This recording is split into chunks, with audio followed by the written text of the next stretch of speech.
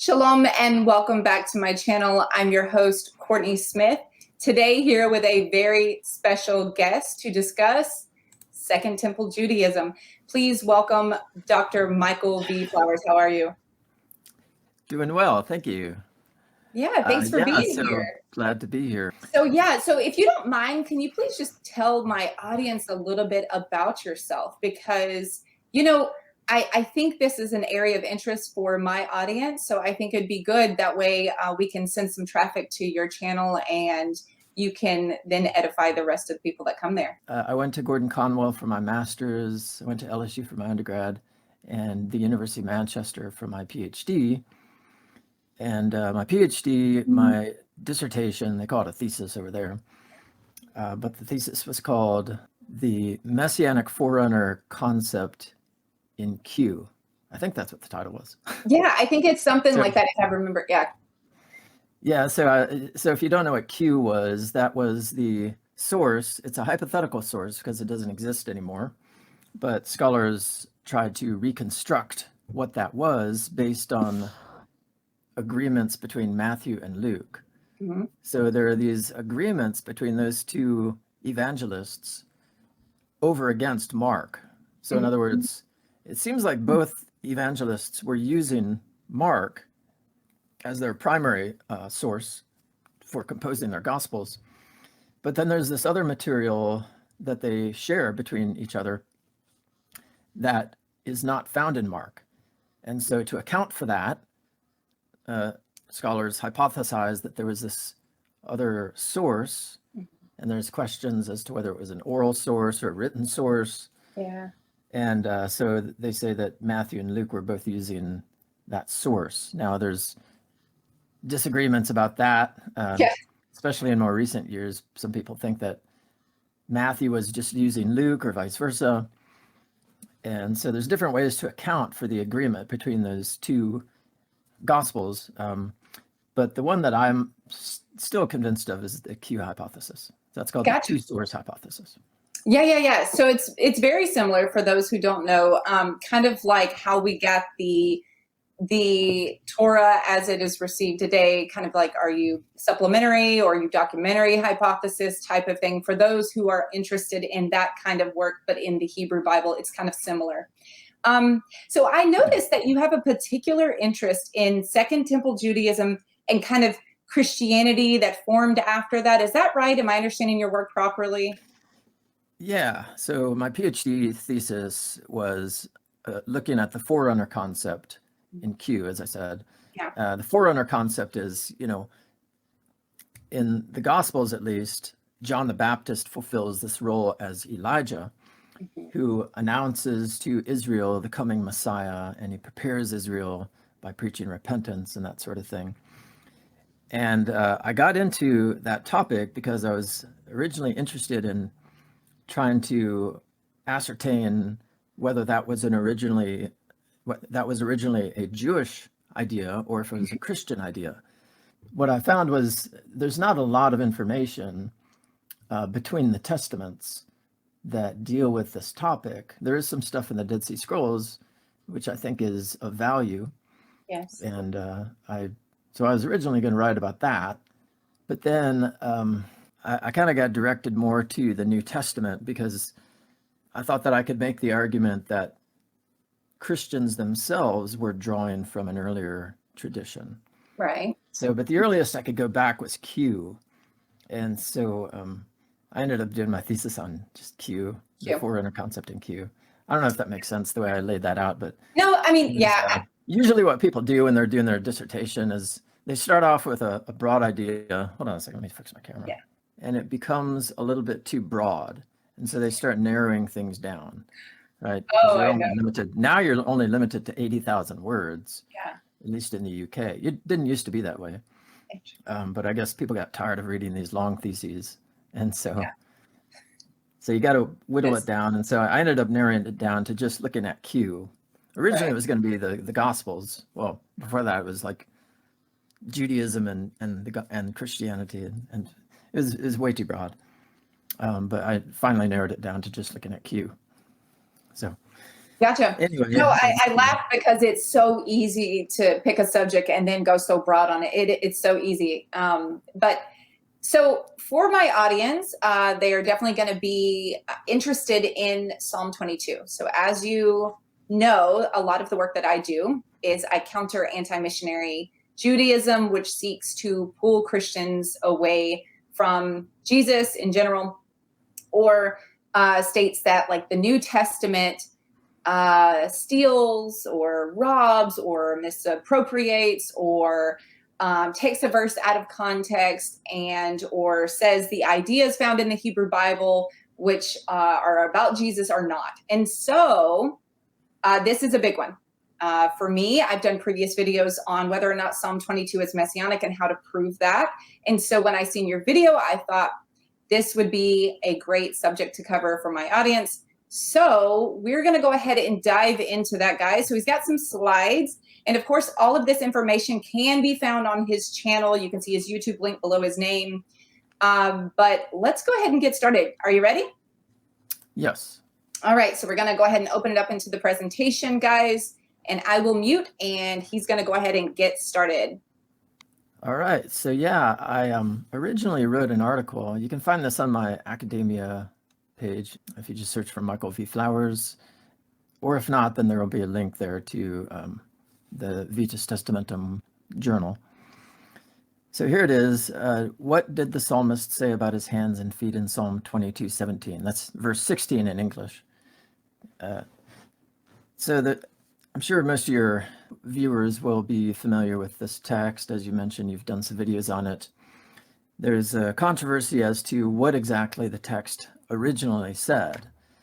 This is the way the text reads in the Masoretic tradition. The Masoretic text, by the way, it's mostly based on two codices, the Aleppo Codex and the Leningrad Codex. But you can find it in other traditions too. Here's, not other traditions, it's the Masoretic tradition, but that covers a wide array of manuscripts. So here's, I think, the oldest codex that we have of the Bible. And so this is Codex Sassoon, and you can see Ka'ari, like the lion, or we would just say like a lion in English. And so yeah, so it's based on those, the majority of manuscripts. So we'll call this the majority reading, right? But as we'll see, there's another reading too that shows up in the Hebrew manuscripts, surviving Hebrew manuscripts. Okay, so the problem with this reading here, so it's Ka'ari yadai veraglai, like the lion, my hands and my feet. What does that mean? There's no verb there. So are we supposed to read a verb into this? Or is it just some kind of weird simile, like a lion, my hands and my feet? Yeah, it just kind of gives, you don't really know. It kind of leaves the reader hanging a little bit. Yeah, so syntactically, it doesn't really work, and it's difficult to interpret as well, because we would expect for there to be some kind of verb here. Now, I've heard people say that this is just poetry, and poetry often omits verbs. But when it does that, it's usually a verb like haya, to be, or something like that. It's not some word like this where, like, we don't understand what the relationship is between the lion and the hands and feet. So it's very ambiguous without the verb. So it looks like there's some kind of textual corruption that has happened. So text critics and commentators have speculated that maybe there was a verb here, and maybe it just dropped out through this process called parablepsis, where the scribe looks down to write something and then looks back up, and he picks up at a different place from where he left off, and so the verb gets omitted. Which is kind of relatable. I think we could kind of, in modern people, when we're writing, we could maybe do something like that. It's a good theory. Yeah, it happens quite often, and we know that, if you've done any studies on New Testament text criticism, that happens all the time. So conceivably, yeah, the problem is that any of the words that they try to slide into this missing space here, they don't really resemble anything surrounding them. So, like, for example, you can see, like, all the way back to the Psalms Targum, people were trying to figure this out, like, what is going on here? So this has still got the lion here, but then it inserts these words here, biting my hands and my feet. Yeah, so it gives the reader something to understand that is in association with the subject or object, the lion. Yeah. So you see in this Jewish Publication Society, Tanakh of 1985, they do the same thing. They apparently, they conjecture this verb tarfu in here, which that's kind of reasonable because it shows up in verse 14. So aryeh toref. So it's they open wide their mouths at me like a ravening and roaring lion. So roaring, ravening lion. Okay, aryeh is the word for lion. Ari is a different form of this same word. But so maybe, but the problem is that when you try to put that in here, the word would be tarfu in the third person perfect. So you put that here, but tarfu doesn't resemble anything here or here, so you don't have any reason to expect for this parablepsis thing to occur, where the scribe looks down and looks back up and, oh, I thought I was copying from there. And does that make sense? Yeah, I think everyone will be able to follow that for sure. Makes tons of sense for me. I think if anybody needs a little bit of help, they can, again, go to your channel and you would definitely be able to. I've done videos on all these and I explain things a little bit better there. But yeah, I'm just you're fine. I think it's good for people to be able to interact with not only just the apologetic side, but the scholarship side of it, right? You guys are looking at this from one critical standpoints, from standpoints of like looking at how things are done in the ancient world, comparing that to the way that we see things done within the New Testament, even as you've already mentioned. It's a pretty common thing to do, to make mistakes. Scribes made mistakes. But what we're assessing here is whether or not this mistake or this quote theory or thought would explain why we have this textual variant. Yeah, and we're dealing with plausibilities. So yeah, anything is conceivable, anything's possible, but is it really plausible?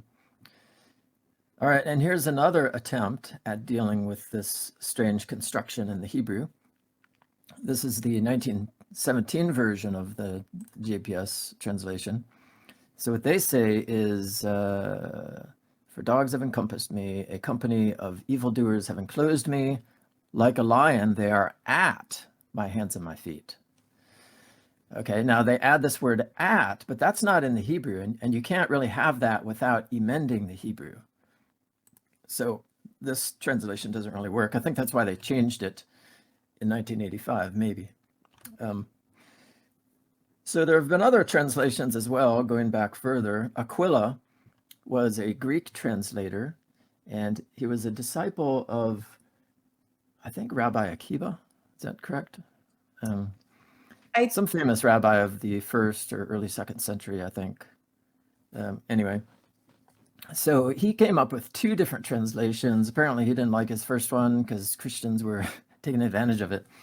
So his initial translation, he said, Eskunan keras, they put to shame or disgraced my hands. So text critics have tried to conjecture, like, what was he reading here? Was he reading karu? Well, he definitely wasn't reading ka'ari, like a lion.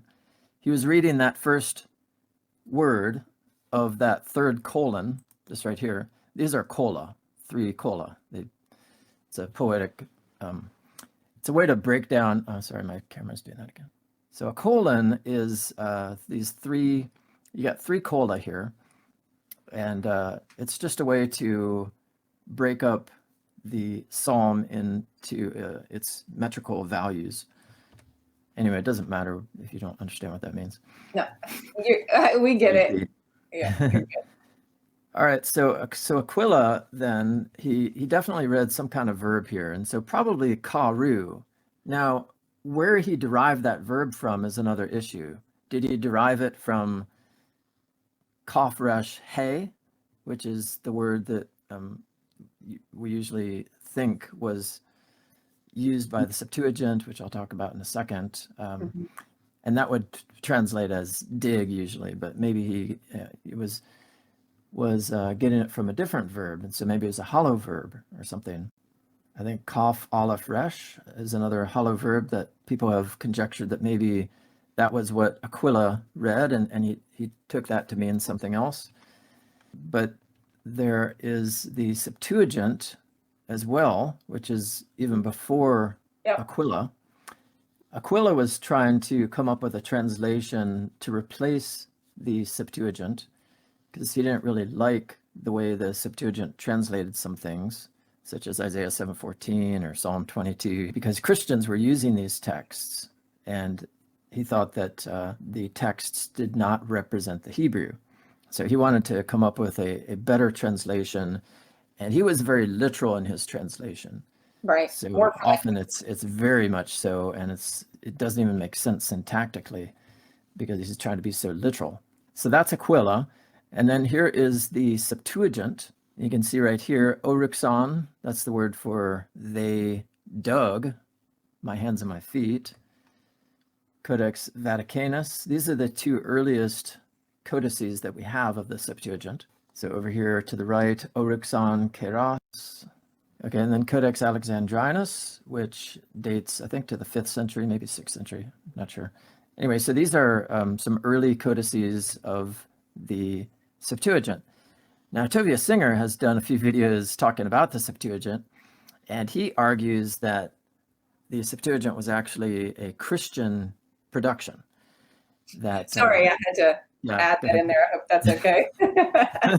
So yeah, everything I'm telling you here is standard scholarship, and then he goes off and he says that Christians actually came up with the Septuagint translation of Psalms and Isaiah, I think he says as well. And that is just not true. Now, one point that he makes that is kind of true is that the term Septuagint originally referred just to the first 5 books of Moses. And over the years after that, the other books were translated into Greek as well. But they were all, I think, translated before Christianity really got off the ground, probably before the 1st century. And Psalms was, for sure, Psalms is used in the New Testament, the Septuagint rendering of Psalms. And so I think what a lot of people don't actually understand is that he espouses a minority point in scholarship. And now I don't have a problem with minority points in scholarship. I think they should be heard out as well. But again, we're talking about probabilities here. We are trying to kind of reconstruct what it is that the ancient world believed, thought, wrote, etc. And it's just stated by Rabbi Singer as so matter-of-factly, like it is, and this is what it is, and you Christians are just ignorant of this. But there's more to it. And so that's kind of what we're discussing here today, guys, the more to it part. So he tries to argue that Origen was the one that translated these books, the Book of Psalms. Now, what Origen did, he came up with a thing called the hexapla. Hex in Greek just refers to 6. So there's 6 columns. I don't know if you've ever had one of those Bibles that has translations from like 5 or 6 different, you got the King James, the RSV, the New International Version, and they're all lined up in columns, right? So that's kind of what he did, although he had several Greek versions, and then he had, so it was like this. You had the Hebrew in the first column, and then a Greek transliteration of the Hebrew in the second column, and then Aquila, which is the translation I just mentioned, Symmachus. Symmachus is a bit more paraphrastic, a bit more idiomatic. Yeah. And then the Old Greek or Septuagint, and then Theodotion in the final column.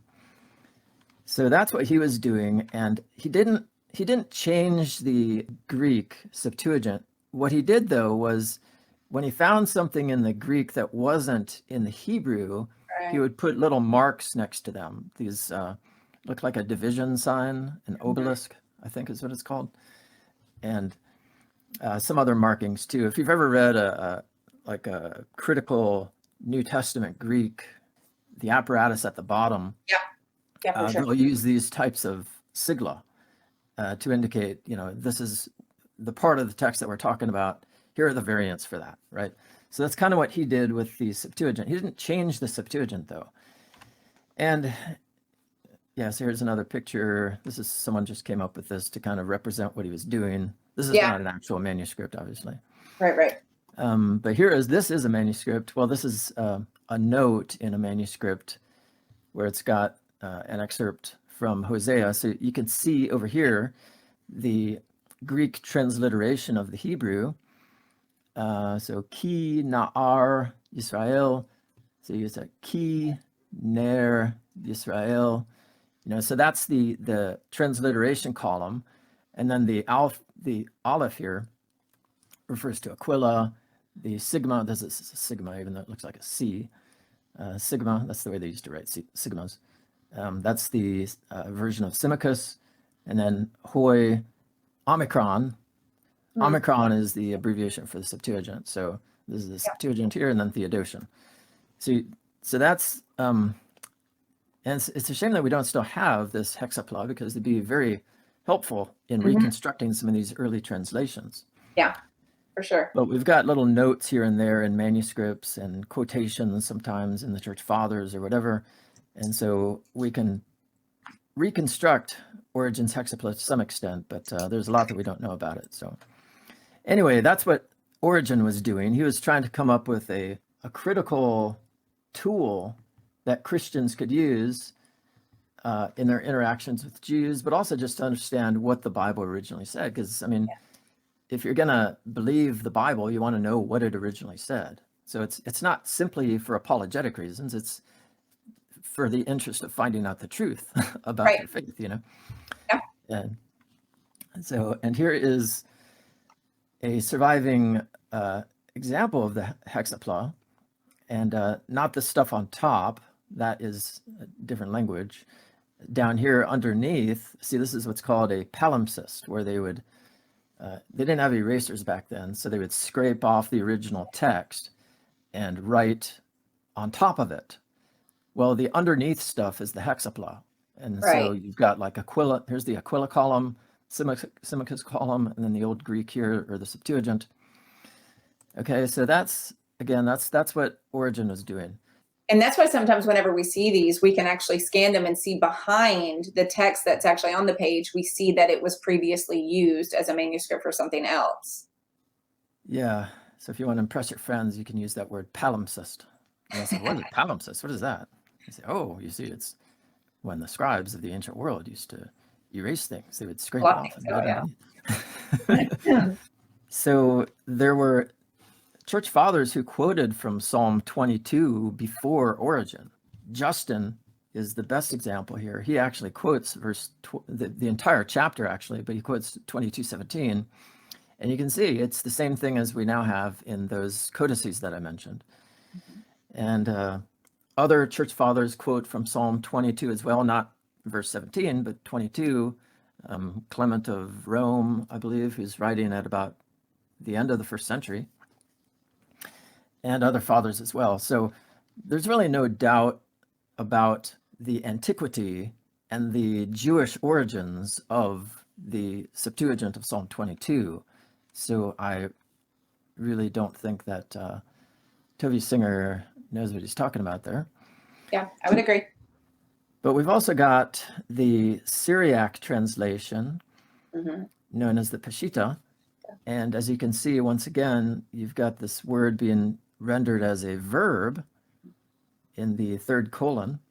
So here they penetrated my hands and my feet. Now this word, the Syriac word, is the same word that's used like when Jonathan and his armor bearer penetrate through the host of the Philistines, So it's like you're breaking through, okay?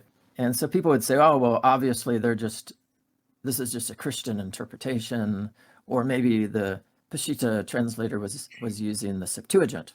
And there is influence from the Septuagint on the Peshitta, but the translator is definitely using the Hebrew text. And I think, if you want to try to evaluate whether any given text in the Peshitta translation of the Psalms was influenced by the Septuagint, you need to look at how much it either does or doesn't correspond with the Septuagint. if he was being influenced by the Septuagint, we would expect more correspondence, I think, Right. between the Peshitta and the Septuagint.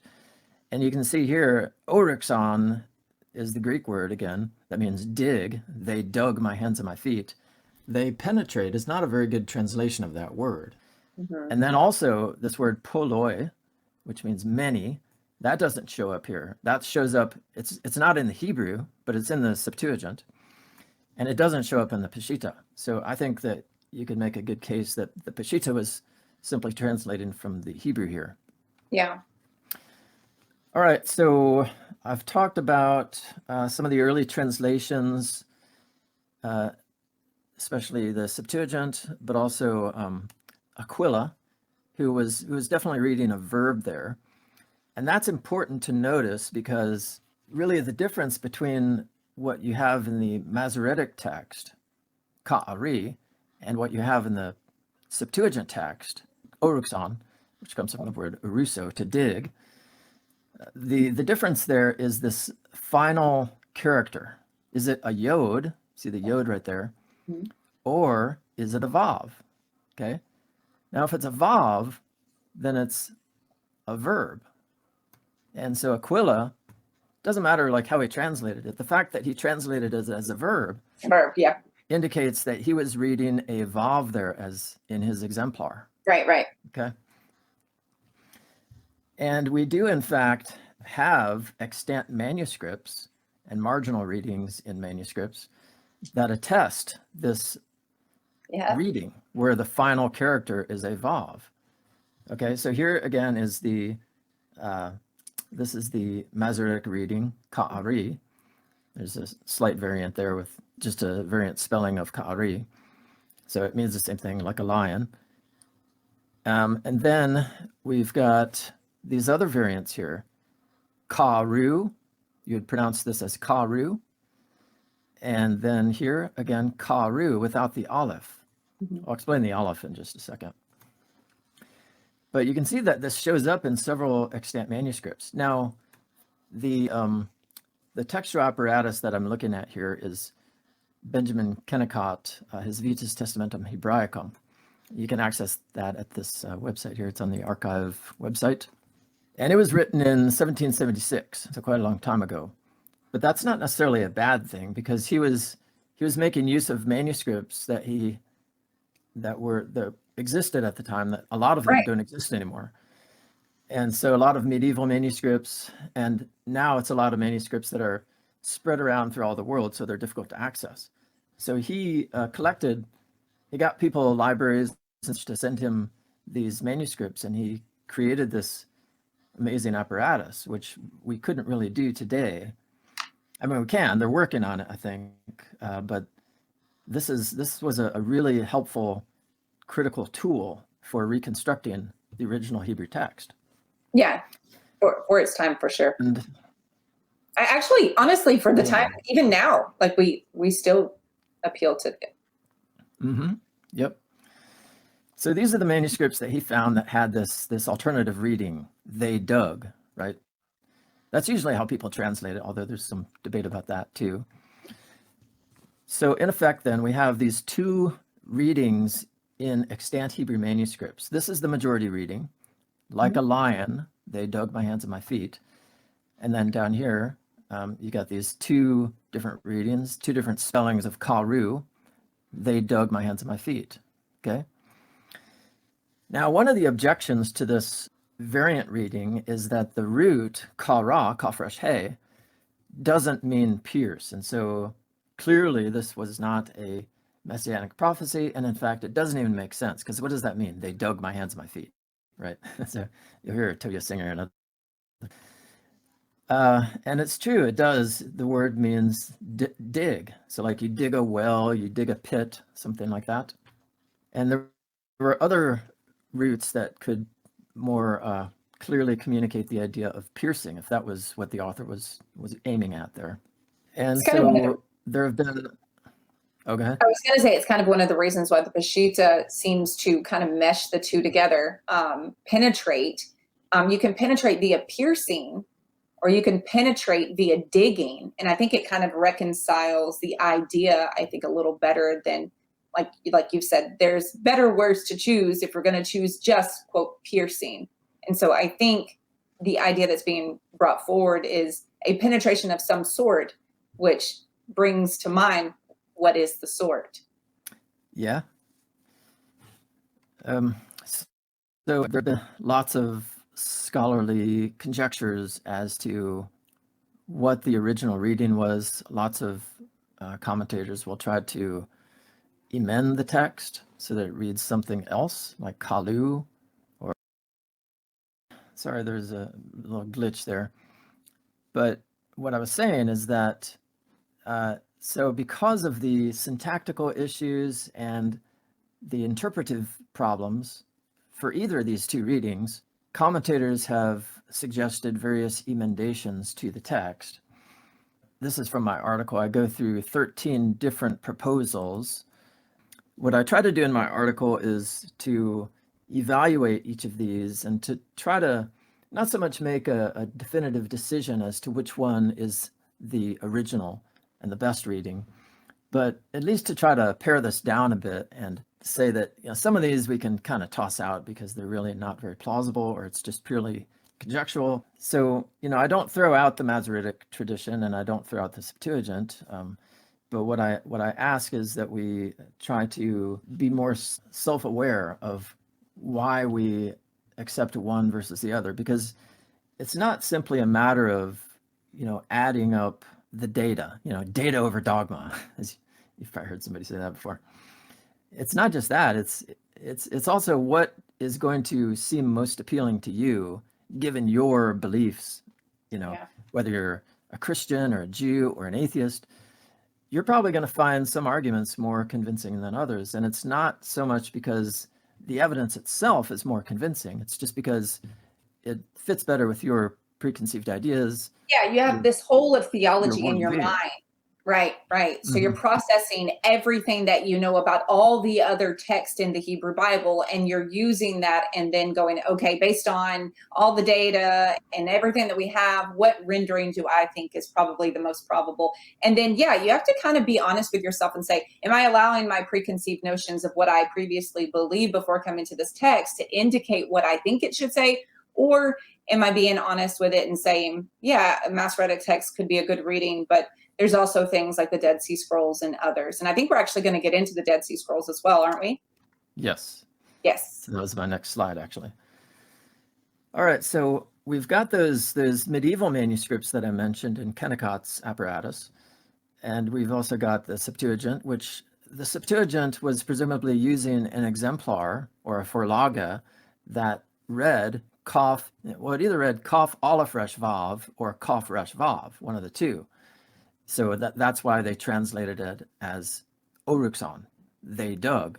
So we've always had that evidence, and commentators have thought that, well, maybe this is what the text originally said.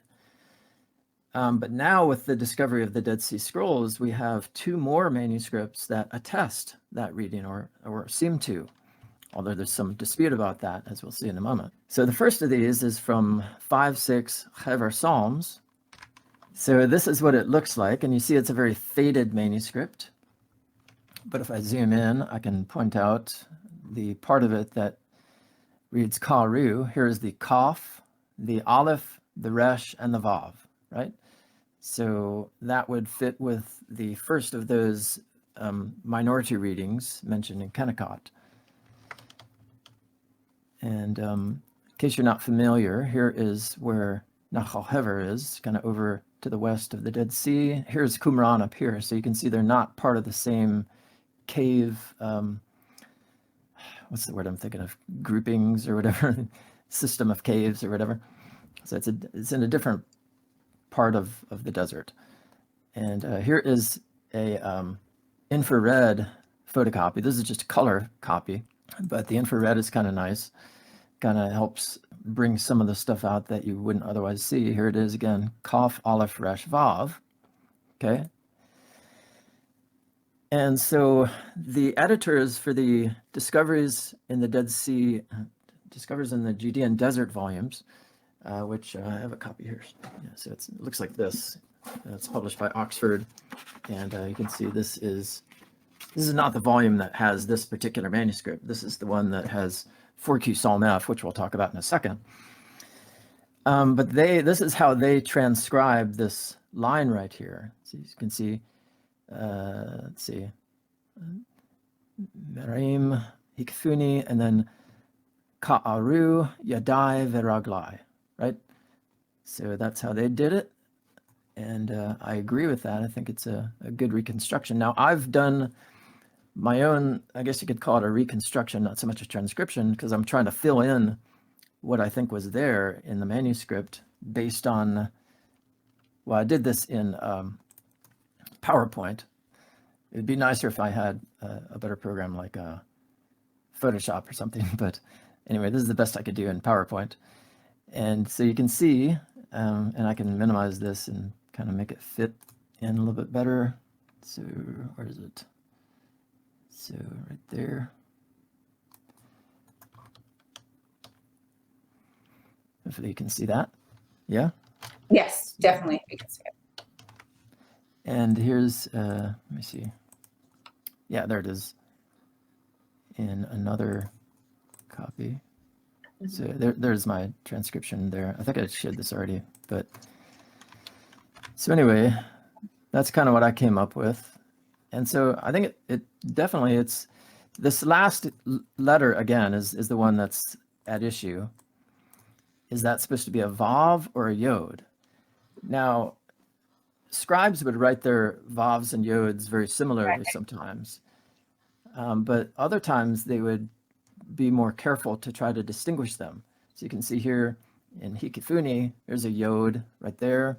There's another yod at the beginning of Yadai, another yod there. So it definitely looks different than that. It comes down as far as these other letters here, maybe not as far as those there, but that's just because he's kind of moving up a bit as he moves to the left. So to my mind, at least, there's no doubt that this is a vav and not a yod. Okay, but some people are going to dispute that, I guess. Now, another issue that people have sometimes raised with this is how we're supposed to deal with this aleph. Because they would say, well, there is no root, kaf, aleph, resh in Hebrew. Right. But this is not part of the root. This represents a vowel here. Yep. And the term for that is a mater lectionis. Which is really common in the Dead Sea Scrolls and really in a lot of manuscripts prior to the standardizing of the text, which came after the time of the New Testament. Yeah, and even in once it was standardized, they retained a lot of these. So here's a verb where instead of the shirek, you've got the kibbutz, right? And they do the same thing here with the yod represents the hirek, right?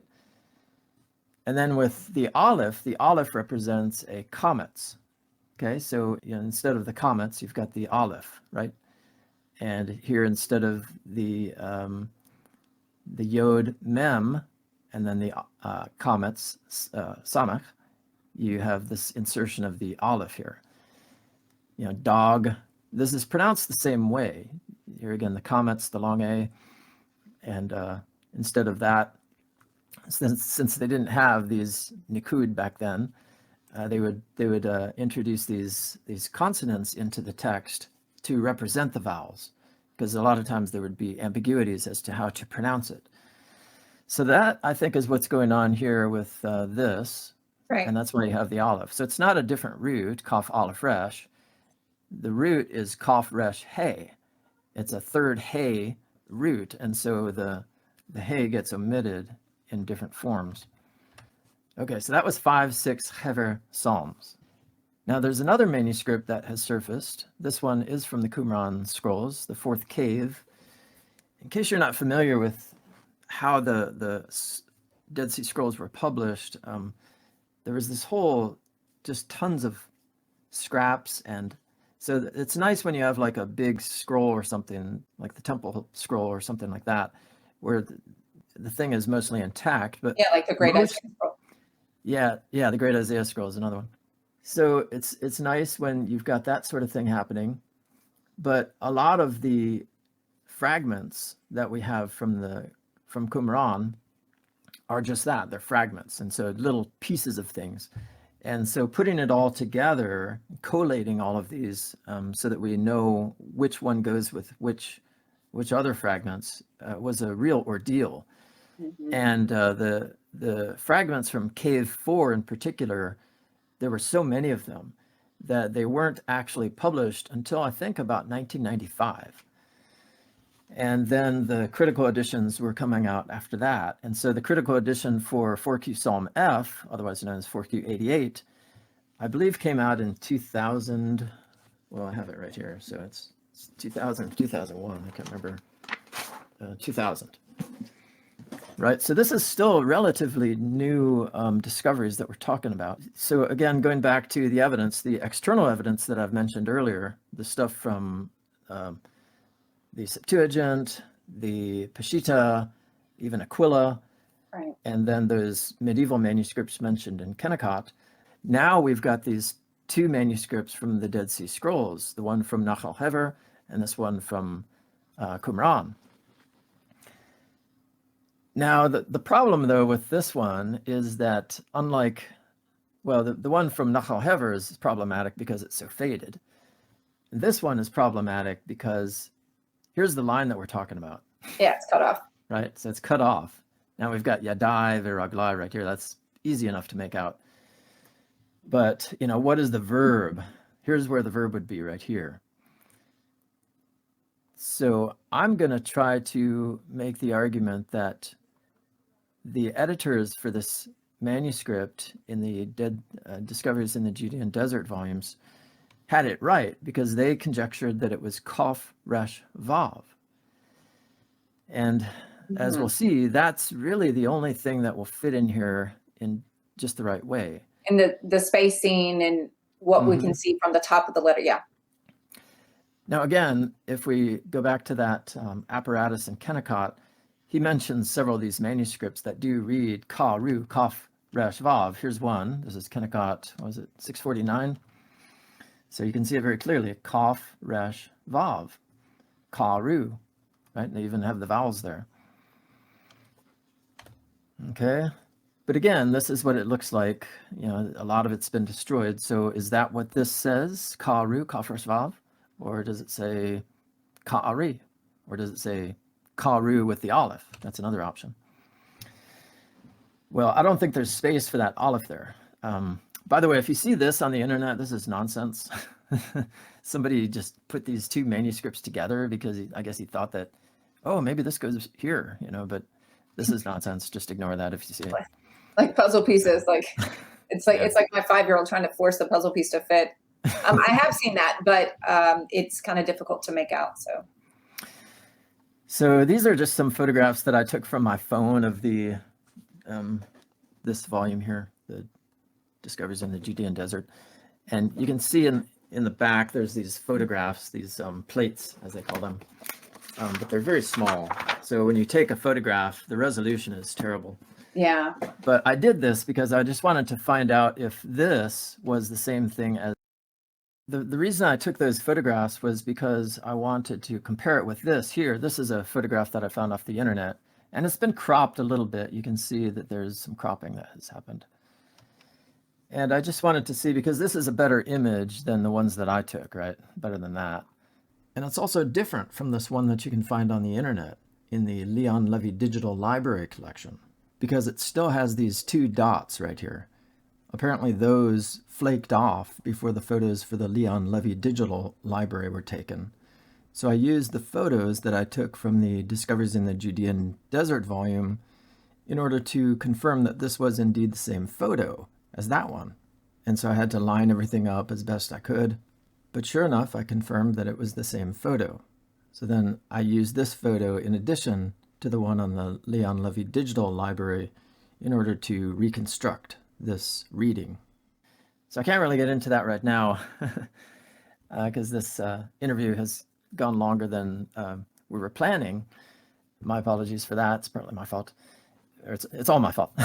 You're fine. You're fine. It's a lot. Look, you know, there's a reason why this is still very much a deep argument. So there's a lot of scholarship to be considered. And so this is kind of a teaser video, guys. It's a little bit of just trying to present the case so that you're interested enough to sit down and actually work through and thumb through this with him. Yeah, so if you want to find out more and what I do to reconstruct this, I've got a series of videos. If you go to my channel and then you look on the playlists under Psalm 22, there's a whole playlist for Psalm 22, and I go through the arguments, looking at some of the objections as well, and I also do some criticisms of the traditional reading of Ka'ari, like a lion.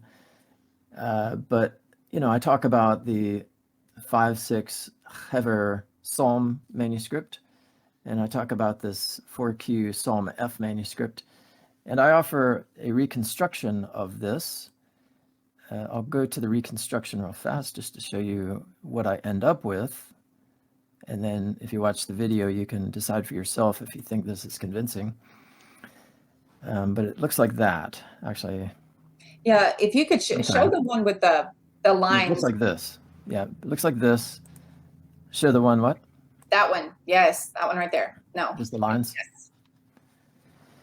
Yeah, so there you've got Hikifuni. Notice that he doesn't differentiate his vavs from his yods in the way that the scribe does in that other manuscript that we looked at. Mm-hmm. But that doesn't really matter, because if this is Kaf Resh without the aleph, then this last character can really only be a vav. It couldn't be a yod. And I experiment with different placements of these characters, and I try to fit this in here, and it really doesn't work, I think, if you try to fit an aleph between the Kaf and the Resh. Okay, and the way I've reconstructed these characters is I've looked at lots of other examples of where these characters show up in this manuscript. Not just this fragment, but the whole manuscript. And so I tried to represent the characters in the way that this scribe would write them, or would have written them. Right. So anyway, that's about all that I have time for right now. And so I appreciate you guys listening. Courtney, I appreciate you bringing me on your channel. And as I said, if you want to know more, you can check out my videos on my channel. And I walk through it in great detail. And I think I give a better presentation because I'm not just speaking off the cuff. So. Yeah. So the essence of the argument for those who might not understand is you're trying to reconstruct what it is that we can see in the Dead Sea Scroll text, and therefore give us an interpretation that could be in alignment with the New Testament, or at least give us some plausible reason as to why it also aligns with some of the other texts prior to finding the Dead Sea Scrolls. Yeah, Psalm 22:17 is not quoted explicitly in the New Testament, but I think it is alluded to in the crucifixion scene. I think that's the whole reason that the gospel writers are so fixated on this chapter. Right, and they knew this reading was in there. Yeah, and I think this is why the church fathers appealed to this. While there are many passages that wouldn't be explicitly quoted in the New Testament, doesn't mean that the New Testament authors didn't have it in mind. So for me, when I go through Psalm 22 and I appeal to it being a messianic chapter, I do so by utilizing other passages like Psalm 68, which is quoted in the New Testament. And so if you can link Psalm 68 with the bulls of Bashan, and then you have also these things mentioned in this chapter, then you have something to kind of piggyback off of in order to understand the author's intent. And it's my humble opinion that the author intended Psalm 22 to be messianic. And of course, I believe that's Jesus. But guys, if you're interested in learning more in general about what Dr. Michael does here, please head on over to his channel. And his channel is just his channel name. And I'll let him close out with any closing statements. I hope to do some other videos in the future, maybe on Isaiah 53. Right now I'm working on some stuff on the opening verses of Genesis, and there's a bit of a debate among commentators as to whether that verse gives any indication of a belief in creation, the doctrine of creation ex nihilo. And so there have been different suggestions as to how to translate that. And so I'm looking forward to doing some videos on that. I'm also publishing a lot of my courses that I've taught. I'm tweaking them a little bit from how they originally came out, so hopefully they'll be better. I'm going to be putting up my courses on world religions, which I found, when you're starting out teaching, you often get stuck with these classes that you really don't want to teach and you don't even feel competent to teach, like world religions. My PhD was in Christian origins, or Second Temple Judaism, whatever you want to say. But it definitely wasn't in Buddhism or Hinduism. So you end up having to teach these classes, and I guess people think, well, you have a PhD in religion, so you must be able to teach about Buddhism. So you end up learning quite a bit about it. And so the class ended up being like really interesting for me to teach. And I talk about more than just what you would expect in a world religions class, Islam and Christianity and Judaism and all the rest. But I talk about like Egyptian religion. I go into Canaanite religion to some extent, Zoroastrianism, ancient Greco-Roman magic, things like that. Mm-hmm. So I'll be putting those out at some point over the next few months. And then I'm going to be doing my course on, let's see, the Old Testament. I hope to put that out as well. And what else? The ethics course that I taught for the first time last year. So we'll see how that goes. But yeah, I'm just going to be putting up hopefully some decent quality stuff that people can watch and be edified by or educated by. I put a lot of work into these videos and into the lectures and all that. So hopefully it's not just to my benefit, but other people can benefit as well. Well, that's the hope, guys. So if you have liked some of the presentation so far, please head on over to his channel, show him some love, definitely interact with the comments section. That helps the algorithms, as you all know. Thank you so much for being here. Until next time, shalom.